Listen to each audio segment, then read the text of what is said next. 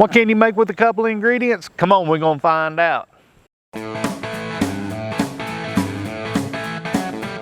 Today's recipe comes courtesy of a co-worker. His wife made this recipe for him and he was bragging on it, and I asked him how she made it, and now we're gonna try and see if old Steve can make it. Come on. If you spend any time around my channel, you know I am all about simple and easy, so it don't get much easier than this. This many ingredients, pretty much 2. I've got a couple small onions and about 7 ounces of shredded Parmesan cheese. So let's see what we can make with this. So first thing we need to do is slice these up and try to get them about 1/4 of an inch thick. Now if you got one of those little slicer gadgets, that would probably work really well here, but I'm using the old knife, so let's get at it. And you want to try to keep them together like that there. I don't know how successful I'll be, but I'm going to try to keep them all together, not let them bust out all over the place and everything. So let's just slice and go.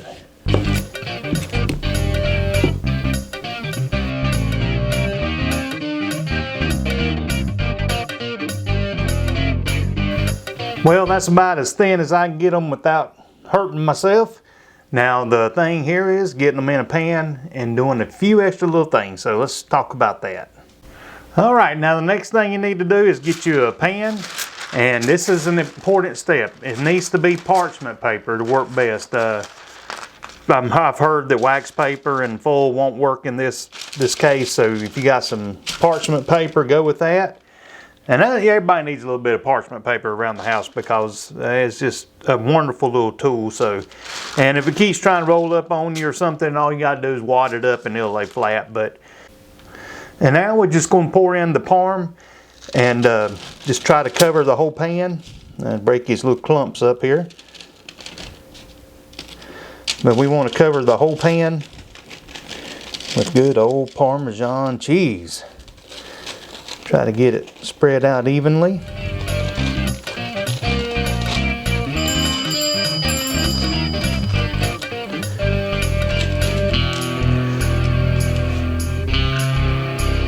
Yeah, that looks good there.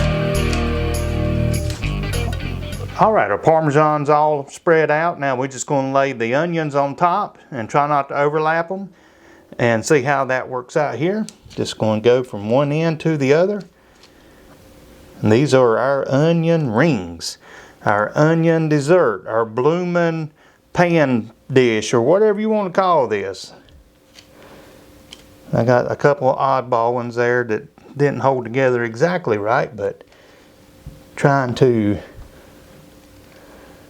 just put them in there, piece them in. Got a little smaller one for there.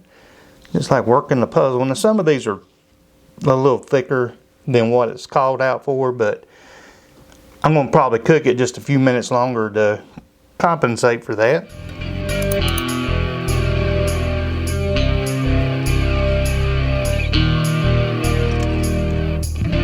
All right.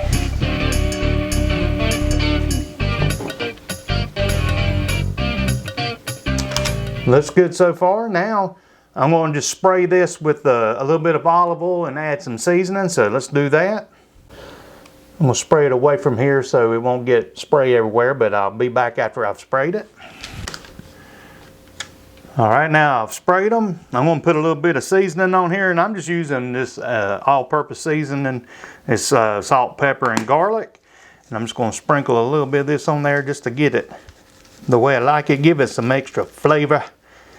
I use this on about everything. And then I'm going to hit it with a little bit of smoked paprika. Just a little bit. That old smokiness, smoky flavor. Just a little bit, just to give it some color and a little more flavor. All right, I've got everything done here. I've got it sprayed, I've got seasoning on it. Let's put it in the oven at 400 degrees for about 20 minutes. And while we're waiting on this, we'll work on an easy little sauce to dip it in. So let's get them in the oven. Okay, moving on to the next part of this little dish. We're going to call this the blue collar sauce, and it's real simple.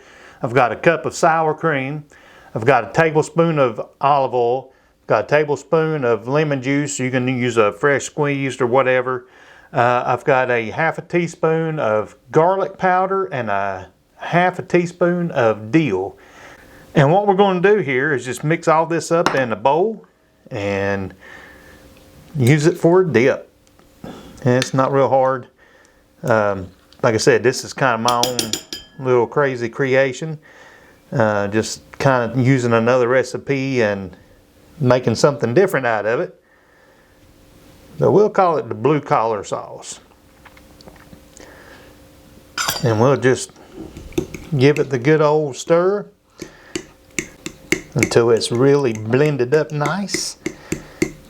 Then we'll have something to dip our onion rings in. I know you're surprised I didn't add anything spicy to this, and I might still here in a little bit after I turn the camera off, but we'll go with this.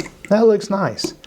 Alright, we have our sauce. Now let's go get the onions out of the oven and put it all together.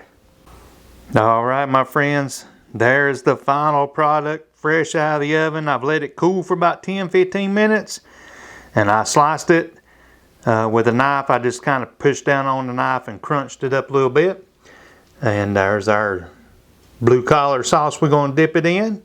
It's time to quit talking about this and start tasting it. House smells like onions, smells good.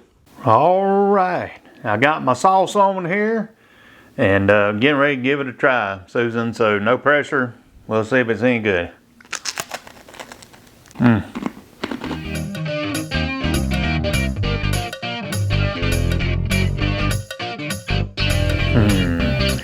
Wow, man, that is a onion ring bomb. That tastes great. The seasoning on it's great. The Parmesan's crispy.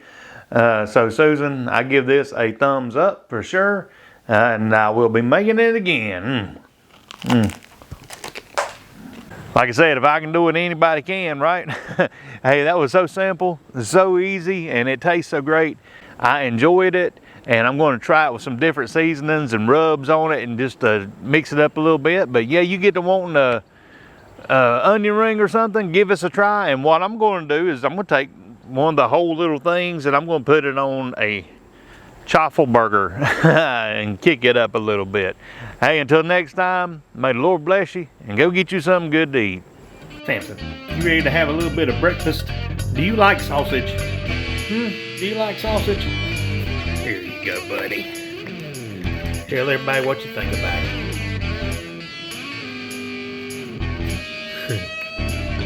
Alright, was it good? Was it good? Oh yeah. Samson approved.